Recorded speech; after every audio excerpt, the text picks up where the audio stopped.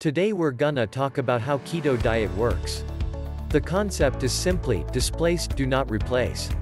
One of the most common problems I've seen people run into again and again with diets is they use a replace all policy. For example, if somebody is loading up on starch, they basically replace all the meat and all the eggs and fatty food they have been eating with just starch. You may be thinking that this indicates commitment and a firm decision to make a change. The problem is when you go through such an abrupt change, your body starts to push back. At first, it's not all that noticeable. But eventually, your mind and your body starts pulling you back to your old eating habits. As you probably already know, changing habits is not very easy. It is no surprise, given this background, that a lot of people who just abruptly change their diets end up going back to their old eating patterns. All that weight that they've lost initially in the early stages of the diet come back. Just because it didn't happen when you switched over to your new diet doesn't mean it's not going to happen. Why do people end up where they begin? The most common problem with diets is that people choose to replace instead of blending in new ingredients. For example, if you used to eat a lot of rice, mashed potatoes, white bread, pasta and other starchy food, you probably would want to clean out your pantry once you switch over to a high-fat, low-carb diet. This is a common tendency with a lot of people adopting new diets. They've seen before and after pictures of people losing a ridiculous amount of weight.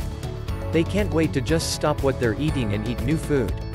I understand why people are excited. I was excited too. But after seeing myself in worse shape after my diet than when I began, it dawned on me. I began to realize that the reason why I keep coming back to where I started is because I sought to replace all my food choices. The problem is this is not sustainable. I was only able to stay on the keto diet when I started to displace food items. What does this mean? Instead of replacing high-carb items on my meal plans, I added high-fat items to my diet. Eventually, I started to lose my taste for high-carb foods. They got displaced by more and more high-fat items on my meal plans. Displace. Do not replace. It's all in your head. Remember, the reason why you are displacing and not replacing large chunks of your meal plan is because you're trying to work with your psychology. When you start taking out dishes from your meal plan, your mind starts feeling left behind. Deep down inside, you feel like you are losing something. I'm sure I don't need to remind you that one of the most powerful human impulses is the fear of loss or getting left behind. This is exactly the kind of mindset you trigger when you choose to replace certain food choices from your diet. Instead, keep adding keto meal items to your diet. Eventually, you will reach a point where your taste buds have switched over to a fat preference. That's when these carb items start dropping from your meal plan. As you get used to eating keto-friendly meals, your taste buds begin to change.